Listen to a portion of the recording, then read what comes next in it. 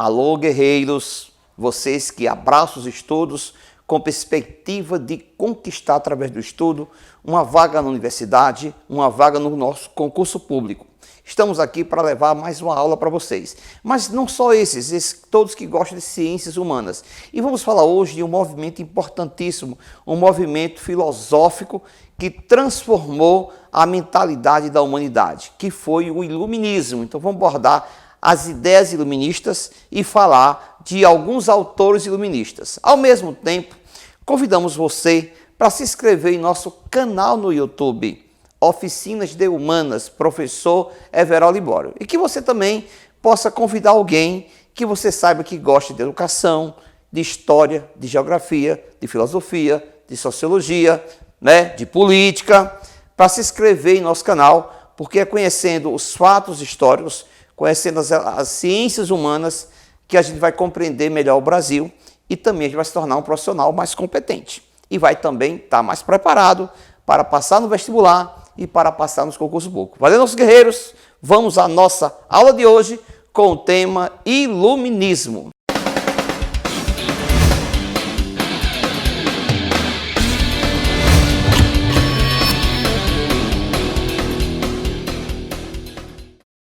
Bom, amigos, novamente aqui, professor Everaldo, com vocês, para a gente viajar nas ciências humanas. E a nossa aula de hoje vai ser um tema fantástico, o iluminismo, Uma revolução no campo das ideias, do pensamento, a forma do homem viver, sentir, enxergar, interpretar o mundo. É uma revolução filosófica. Naturalmente, que mudar a mentalidade de um povo não se faz repentinamente. Ele é um processo o quê? Gradual. Por que esse nome iluminismo para essa revolução? Porque os iluministas diziam que eles eram a luz, símbolo do conhecimento, em oposição a um período anterior da história que era chamado de Era das Trevas. Seria a Idade Média, o feudalismo, O iluminismo, vamos falar primeiro dos seus pilares. Ele centraliza, vou falar de 5 pilares principais. Primeira ideia de que o homem se transforma em homem quando é guiado pela razão. Superação do dogma, de qualquer afirmação que não tenha amparo na ciência. E, evidentemente, ter conhecimento científico não significa ser dono da verdade, mas ser consciente de que uma coisa que não tem como base a razão não vai prosperar. Vamos lembrar do pai do racionalismo, que era René Descartes. Penso, logo existo. Outra ideia é a ideia da liberdade. O ser humano só existe como ser humano se viver a liberdade. Então a liberdade era uma coisa fundamental. Outro elemento importante, a ideia da democracia. O poder não pertence a quem governa. O poder pertence ao povo. Não é o povo para servir ao governo, é o governo para servir ao povo. E para governar e continuar sendo merecedor da confiança do povo. A ideia de democracia representativa. Outra ideia interessante é a ideia da não intervenção do Estado na economia. A economia deve viver conforme a natureza, com leis próprias. A desigualdade é vista como uma coisa natural, normal. Uns vão se dar bem porque são competentes, eficientes e capazes. E os outros que não vão se dar bem é porque são incapazes, são ineficientes, são incompetentes. Essa é a ideia que se joga um pouco por aí. Bom, e o outro elemento importante é que a ambição que a Igreja Católica condenava, os iluministas veem como uma coisa positiva, especialmente Adam Smith. Ele diz, se uma sociedade é formada de homens ambiciosos, esses homens vão trabalhar para ter mais, produzir mais, acrescentar mais e acumular mais.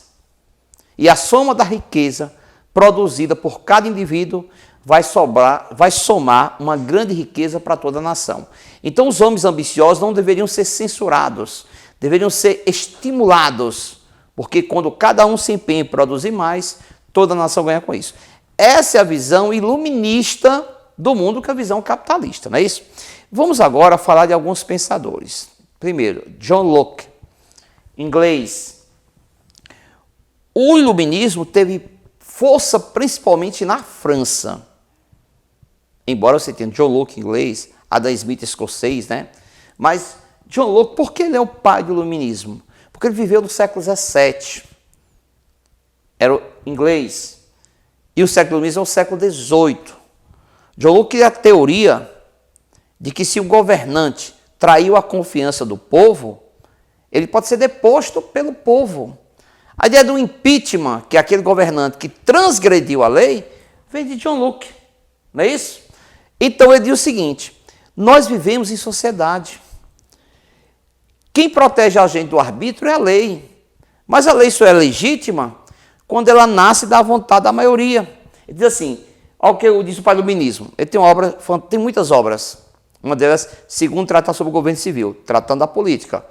Ele também escreveu muito sobre a teoria do conhecimento, o empirismo. Ele é um empirista, ele diz que o conhecimento vem da experiência. Ele diz, a finalidade da lei não é abolir ou conter, mas preservar e ampliar a liberdade.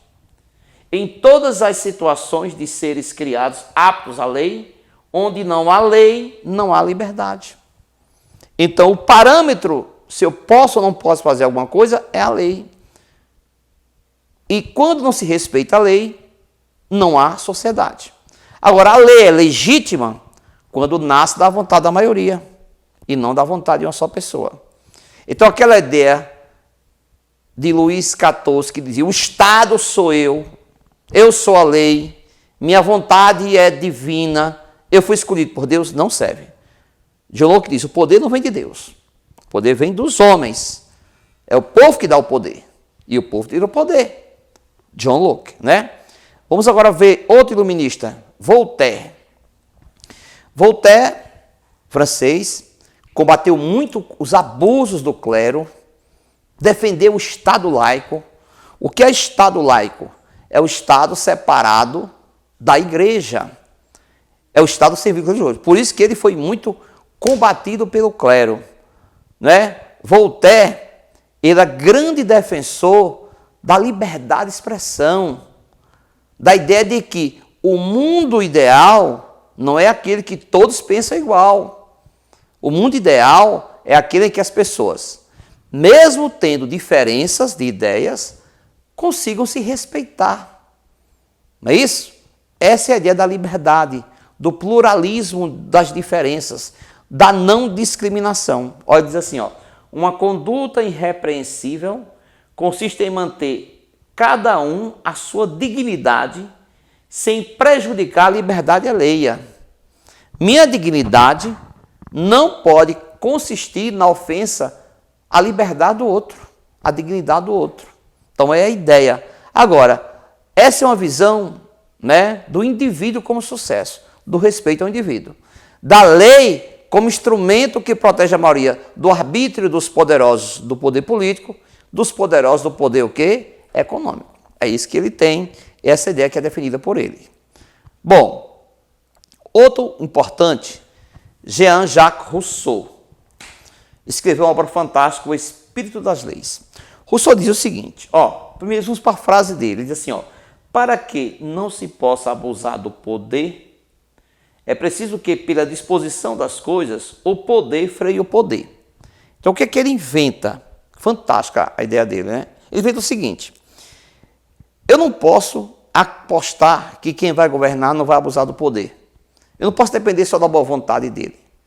A lei tem que me proteger. Então, ele criou aquilo que se chama no direito de sistema de freios e contrapesos. O Estado tem uma função só? Não, o Estado tem três funções: legislativa, judiciária e executiva. O poder do Estado é um só. A palavra três poderes não é correta tecnicamente. O poder é um só. Agora as funções são diferentes. Ele fala a tripartição do poder. Então, o executivo, que vai administrar conforme a lei, não conforme a vontade de quem governa. Ele tem um limite à lei. E se ele não respeitar a lei, ele traiu a confiança do povo, que o elegeu para governar dentro da lei. Não é isso? Tem o legislativo, que não é para governar, é para elaborar leis, é para disciplinar como rege as relações humanas e como deve ser o governo. Porque se eu for fazer uma lei para eu executar, eu tendo a ser absolutista. Então, nem o legislativo vai tutelar o executivo, nem o executivo deve tutelar o legislativo. Mas se de repente a pessoa transgredir e desrespeitar, aí tem o poder judiciário. Ninguém é dono de tudo, não é isso? Um juiz pode mandar prender você só se você cometer um crime. Não é porque ele quer prender, vai lhe prender. Tem que ter fundamento na lei, a decisão do juiz. Porque, do contrário, seria abuso de autoridade, né? Então, esse sistema foi aplicado nos Estados Unidos, por exemplo. No Brasil, ele nasce com a implantação da República, a tripartição do poder, até porque nossa Constituição republicana se inspirou muito nos Estados Unidos e sob a influência de Rui Barbosa. Então, a ideia, qual é que está trabalhando no iluminismo? Limitar o poder estatal, né? Por que essa discussão era importante? Porque você estava saindo do absolutismo, daquela ideia de que o Estado pode tudo, né? De que o governante pode tudo, né? Então, muda-se essa visão aí, né? Essa é a doutrina iluminista. Numa perspectiva individualista de que cada indivíduo só precisa ter liberdade, porque tendo a liberdade, ele vai alcançar a sua felicidade. Essa é a visão iluminista do mundo que nós vivemos, que é o mundo capitalista, né?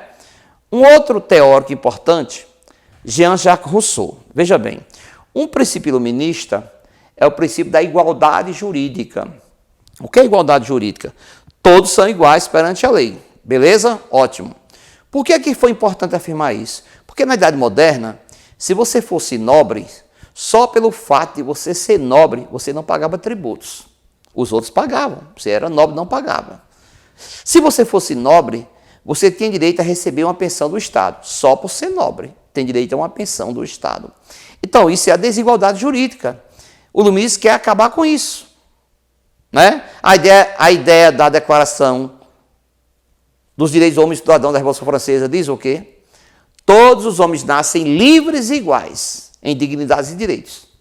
Então, a ideia da igualdade jurídica. Só que Rousseau diz, porém, se existe gente rica e gente pobre, os ricos terminam sendo mais iguais que os pobres. Então, segundo Rousseau, para existir efetiva igualdade jurídica, teria que existir igualdade social. Ele toca na obra o contrato social. Por que eu tenho que obedecer às leis? Porque elas são legítimas. E por que elas são legítimas? Porque nasceram da vontade da maioria.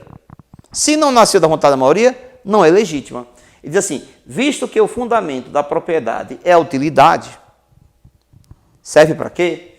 Onde não houver utilidade possível, não pode existir propriedade. Não é isso? Então, para existir propriedade, essa propriedade precisa ter utilidade, né? Então, ele está numa visão, não uma visão só individualista, de eu ser proprietário e eu posso fazer tudo. Não posso fazer tudo, que tem o direito da outra pessoa, né? Então, Rousseau ele pregou a igualdade social, não somente a igualdade jurídica. Bom, no campo econômico, nós temos Adam Smith, para muitos o maior pensador econômico iluminista, escreveu a obra A Riqueza das Nações. Para os mercantilistas, a riqueza da nação estava no acúmulo de metais nobres. Para os fisiocratas, estava da natureza. Para Adam Smith, estava no trabalho. É o trabalho que gera riqueza. É a ambição das pessoas que gera riqueza. Por isso que, na visão dele, o Estado não deve intervir. Deve cada um continuar com a sua individualidade, buscando o seu sucesso. Claro que ele parte do princípio de que, na vida real, todas as pessoas dispõem das mesmas oportunidades. O que, na prática, não é bem assim, né, gente? Na vida real, todos dispõem da mesma oportunidade? Não. Mas, na visão dele, é essa que ele passa. Está aí o mundo, quem for competente vai-se embora. E isso é natural, não é isso? Ele era contra o Estado intervir na economia, o Estado disciplinar, o Estado proteger, o monopólio. Adam Smith serve muito de inspiração para as colônias lutarem pela sua independência. Porque o pacto colonial representava o monopólio da metrópole sobre a colônia. E ele quer livre comércio. Então, muitas ideias que se fala hoje da globalização, tem berço com quem? Com Adam Smith, na era iluminista. Uma outra corrente de pensamento, que também é contra o intervencionismo estatal, são os fisiocratas. Não é isso? A escola clássica.